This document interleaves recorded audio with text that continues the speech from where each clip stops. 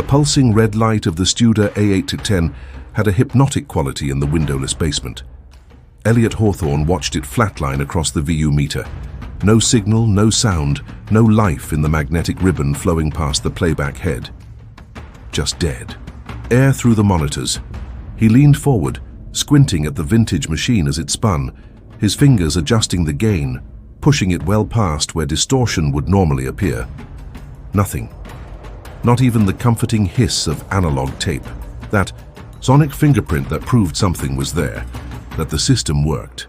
Just pure clinical silence, the kind that doesn't exist in nature. "That's unusual," he murmured, more to fill the quiet than to communicate. His voice sounded foreign in the archival room, bouncing off metal shelving units packed with carefully labeled boxes, each containing fragments of human experience captured in time. Voices of people long dead, conversations preserved in amber. Except this one. He examined the naked reel again. No markings, no case, no information. Just pristine magnetic film wound with almost mechanical precision. Whoever had prepared it had done so with remarkable care, then abandoned it without documentation. An anomaly in Elliot's meticulous world of categorization. He reached for his notepad to catalog it as blank media, but paused, finger hovering over the rewind button. An old habit, a small professional quirk. He often rewound tapes with the monitors live, finding something oddly satisfying in the warped, reversed sounds. Ghostly echoes folded backward. The tape spun counterclockwise, faster than playback speed, silent as before. Then, just as his attention began to drift, it happened. A subtle click in the left monitor.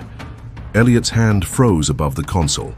15 seconds of nothing, then another click. Not mechanical, not the machine. This came from the tape itself. His pulse quickened. As he slowed the rewind to normal playback speed but reversed, the clicks became more defined, regular, intentional. Like Morse code but not quite. Like footsteps, but too deliberate. He let the full reel play backward, logging each sound, mapping their intervals. By the time the tape reached its physical beginning, now functioning as its end, Elliot was no longer thinking about his backlog of work. Something was buried in the silence, something that only existed in reverse. The archive basement had always been a sanctuary for Elliot, a place where chaos became order, where words and sounds were preserved, protected. After Caitlin had left 6 months ago, taking half their shared life and leaving only a note on the kitchen counter, he'd found even more comfort in the methodical nature of archival work. The logic of it, the control. Sound could be manipulated, organized, understood, unlike people, unlike relationships. He'd started working later, arriving earlier. The department chair had commented on his dedication, unaware it was simply easier than going home to an apartment where silence felt like an accusation. 3 days after discovering the tape, Elliot had barely left his workstation. Dirty coffee mugs clustered near his keyboard, a half-eaten sandwich forgotten on a shelf. He'd transferred the audio to his computer, running it through every analysis program available. The spectrographic display confirmed what his ears had detected, hidden information buried under the seeming emptiness. Not random noise, not tape degradation, intentional patterns masked by silence when played forward, but revealing themselves when reversed. He'd started isolating segments, amplifying, filtering, inverting the phase, revealing more with each attempt. By Wednesday evening, he'd extracted the first clear fragment, a human voice unmistakably female saying, "Don't say anything." The phrase haunted him throughout his subway ride home. He played it repeatedly in his headphones, analyzing tone, accent, emotional content. It wasn't just the words, it was how they'd been recorded. To create audio that only manifested when played backward required deliberate engineering. Someone had carefully constructed this message to hide in plain silence. But why? And why leave it unlabeled in a collection of academic recordings? He'd checked the shipping manifest again. The reel had arrived from Ashcroft College's linguistic department, a small liberal arts school in Vermont that had closed in the 1980s. The box containing it was logged as Oral History Project, 1978, 1983. Various contributors. Nothing about experimental recordings or audio engineering projects. When Elliot arrived at work the next morning, he went straight to the university's digital archives, searching for information about Ashcroft College. The institution had closed suddenly in 1984, following financial issues and declining enrollment. Before that, it had been known for its linguistics and anthropology programs, particularly oral history collection. He found scanned newspaper clippings mentioning faculty, including a Dr. Meredith Kessler, head of the Oral History Project from 1976 until 1983. Her academic profile included a recorded interview stored in the university's own archives. Elliot pulled the file, hands trembling slightly as he adjusted his headphones. Dr. Kessler's voice was articulate, measured, with a slight New England accent and distinctive cadence. The same cadence as the voice on the reversed tape. He searched, further finding a small news item from the Burlington Free Press, dated November 1983. Ashcroft professor reported missing.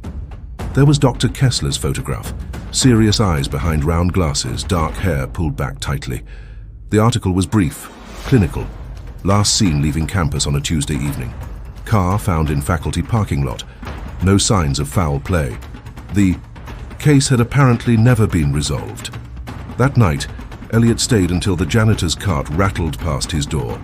He'd extracted more fragments now. They said not to leave the room. There's a window, but it's painted shut. I'm not supposed to know what day it is. If this is plain, I messed up. Each phrase emerged from different sections of the tape, separated by long stretches of that unnatural silence.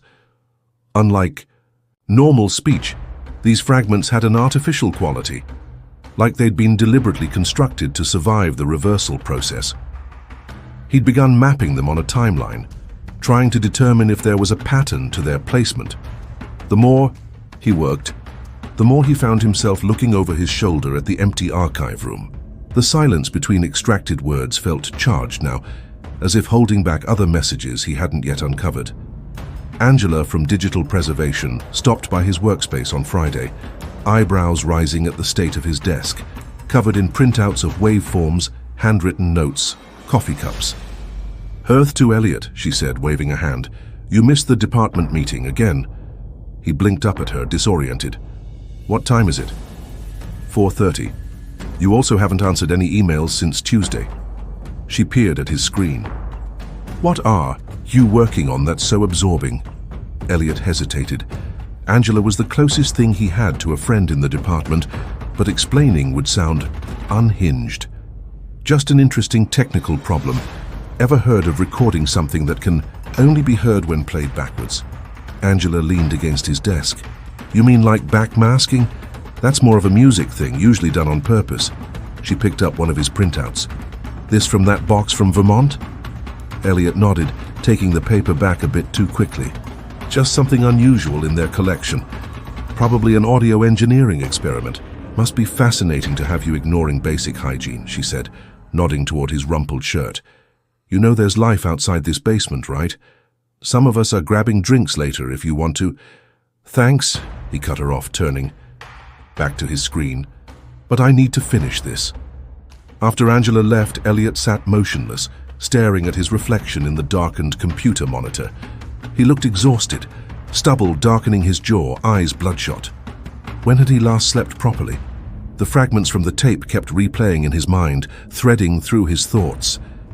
He'd begun dreaming about them, about a woman in a room, with painted windows, speaking instructions that only made sense in reverse. That weekend, Elliot broke his own rule about taking work home. He copied the audio files to his personal laptop and continued processing them in his apartment. The space felt different now, somehow both emptier and more crowded. Twice he paused his work, convinced he'd heard something in another room, only to find nothing. Sunday night, unable to sleep, he set up his field recorder on his bedside table, leaving it running all night to capture the ambient sounds of his apartment. In the morning, he reversed the recording and listened. Nothing but the normal sounds of the building. Pipes, distant footsteps, the refrigerator cycling on and off, but all backward, giving ordinary noises an ominous quality. By the following Wednesday, Elliot had noticed something disturbing. When, revisiting sections of the tape he'd already processed, the content seemed different. Phrases he'd clearly documented were altered or missing entirely. At first, he attributed this to fatigue, to his increasingly erratic sleep patterns. But after methodically reprocessing the same segment 3 times with identical settings and getting 3 different results, he could no longer deny it. The tape was changing, or his perception of it was. He'd become particularly obsessed with a section near the physical end of the reel. When played in reverse, so technically the beginning of whatever had been recorded, there seemed to be more clarity, more direct communication. After hours of processing, he extracted a longer sequence. "You're not listening in the right direction." The word struck him physically, like a hand on his shoulder. He played it again. The phrase had vanished, replaced by indecipherable noise. He adjusted settings, tried different algorithms. Nothing restored it. His notes showed he'd written it down verbatim, but now it was gone. Elliot pushed back from his desk, heart racing. Was he losing his mind? He checked the time. 2:37 a.m. He'd lost track of hours again. Angela confronted him the next day, cornering him by the coffee machine. "The chair is asking questions, Elliot. You're 3 weeks behind on the Kennedy School collection." "I'll catch up," he said, avoiding her eyes, noticing his hand trembling as he poured coffee. "When? You look like you haven't slept in days." She lowered her voice. "Is this about Caitlin? Because I know the breakup was tough, but it's not about her," he snapped, then immediately regretted his tone. "Sorry, I'm just in the middle of something important." "More important than your job? Because that's what's at stake here." Her expression softened. "Look, whatever's going on with this tape you're obsessing over, maybe it's time to let someone else take a look or take a break." "I can't," he said simply, and walked away before she could respond. That night, Elliot made a breakthrough. He'd been approaching the tape linearly, processing it from physical beginning to end. But what if the message wasn't meant to be understood that way? He reversed his method, starting from the physical end of the tape, the beginning of the reversed content, and working backward. The fragments began connecting, forming a more coherent narrative, not just isolated phrases, but a story. "My name is Meredith Kessler. If you're hearing this, something went wrong. They're monitoring regular channels. Had to find another way." Not much time. "They said the experiment was voluntary. It wasn't. 17 of us. Now I'm the only one still aware. The compound affects memory, makes you susceptible. They're testing limits, how far they can push perception before it breaks. I hid this where they won't look. In plain silence. They don't listen backwards. Nobody does. If this reaches anyone, check sub-basement level at Ashcroft, East Wing, behind the storage. Don't come alone. Don't let them know you've heard this. They're always listening, just not in the right..." The message cut off. Elliot sat frozen, hands hovering above his keyboard. The timestamp showed 3:14 a.m. The archive basement, normally comforting in its isolation, suddenly felt exposed, vulnerable. He swiveled slowly in his chair, surveying the shadowed corners of the room. For the first time, the rows of archived voices, thousands of hours of human experience, seemed less like preservation and more like captivity. All these people trapped in magnetic tape, waiting for someone to reverse their silence. He checked the university's archives again, searching for anything about research experiments at Ashcroft College in the early 1980s.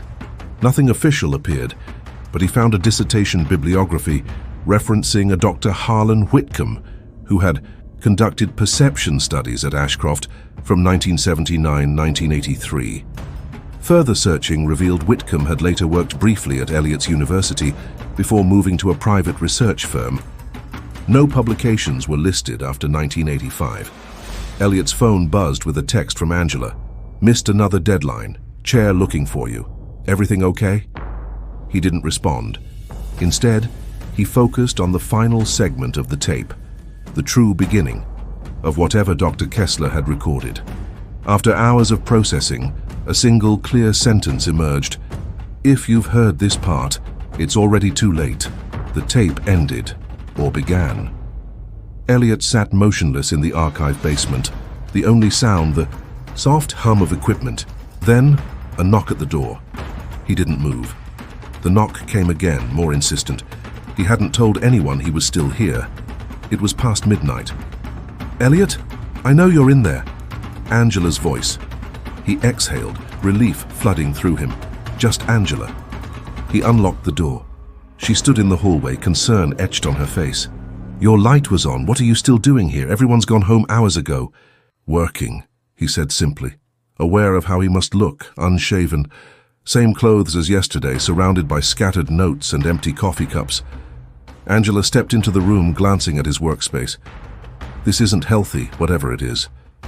"You don't understand," he said, moving to his computer. "I found something. Listen to this." He played the extracted message, watching her face. Angela's expression remained neutral, too neutral. "I don't hear anything unusual," she said. "Just static and noise." "What?" "No, it's clear. She's talking about experiments, monitoring." He played it again, louder. The same garbled message he'd spent weeks extracting filled the room. But now, listening alongside Angela, he heard it differently. Fragmented, disjointed, not the coherent narrative he'd constructed. Had he imagined the connections, imposed meaning on randomness? "Elliot," Angela said quietly, "I think you need to go home. Get some sleep. This project is affecting you." "You don't understand," he repeated, more desperately now. "The tape changes. It responds. It's like it knows when it's being listened to." Angela's hand touched his shoulder. "When did you last sleep properly? You're not making sense." The fluorescent light above them flickered, just once. Angela didn't seem to notice. "I need to finish this," Elliot said, pulling away from her touch. "There's something here, something important." "What's important is your well-being. I'm worried about you." She glanced at his notes, the scribbled phrases, the circled words. "This looks like... I don't know, Elliot. Not like you. Just listen one more time." He isolated another segment, the one where Dr. Kessler mentioned the sub-basement at Ashcroft, played it loud, watched Angela's face for recognition. "It's just noise," she said again, but something flickered in her eyes. Recognition, concern, fear. "You heard it," he said. "I can tell you heard it." Angela stepped back toward the door. "I'm going to call someone. You need help." "Don't," Elliot said sharply. "Don't tell anyone about the tape." She paused, hand on the doorframe. "I didn't say anything about a tape, Elliot. I'm talking about your mental health." A chill ran through him. He hadn't mentioned the tape specifically, this time, yet she had.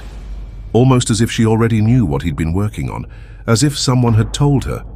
"How long have you been watching me?" he asked quietly. Angela's expression changed, hardened somehow. "You should have just catalogued it as blank, Elliot. That's protocol for unmarked media." She reached into her pocket, pulled out her phone. "I need to make a call." Elliot lunged for his computer, grabbed the external drive containing his work. Angela moved with surprising speed, blocking the doorway. "Don't make this difficult. They just want to talk to you." "Who is they?" he demanded, backing away, clutching the drive. "The same people who've been funding this entire archive. Same people who've been monitoring these collections for decades." She gestured around the room. "You think all this is just for academic preservation? Some of these recordings contain valuable information that needs managing." The light flickered again. Elliot glanced up, then back at Angela. Her stance had changed, more rigid, professional, not the colleague he'd known for 3 years. "What happened to Meredith Kessler?" he asked. "She made the same mistake you're making. She noticed things, asked questions." Angela held out her hand. "Give me the drive, Elliot. This doesn't have to get complicated." Instead, Elliot lunged, sideways shoving a shelf of boxed reels toward her. Angela jumped back as dozens of tapes crashed to the floor. In the confusion, he darted past her into the hallway, running toward the emergency stairs. Behind him, he heard Angela speaking urgently into her phone. "He's heading for the east exit. Bring the car around." The stairwell door slammed behind him as he took the steps 2 at a time, mind racing. The university wasn't just an academic institution. It was a continuation of whatever had happened at Ashcroft. The archives weren't preservation, they were containment. All those voices, those interviews, those oral histories, how many contained hidden messages like Kessler's? How many were people trying to warn others about what was happening? He burst out into the night air, campus nearly deserted at this hour. His apartment wasn't safe, they'd look there first. Neither was his car parked in the faculty lot where security cameras would track his exit. Instead, he ran toward the older section of campus, where renovations had created a maze of temporary fencing and construction materials. As he ran, the external drive clutched in his hand, Elliot realized what Dr. Kessler had discovered and why she'd hidden her message in reversed silence. Some things can only be understood when experienced from the opposite direction. Some truths only reveal themselves when you stop listening in the expected way. Behind him, a car engine growled to life. Headlights swept across the walkway. Elliot ducked behind a dumpster, breathing hard, listening to tires on wet pavement. He didn't know where to go or who to trust, but he knew one thing with absolute certainty. He'd never listen to silence the same way again. If this story kept you holding your breath until now, hit like and subscribe. The next one might be waiting for you right now. And there's one more, waiting just beside this one. Maybe it explains what's missing here. Maybe it makes everything worse. You listened, but not everything was told.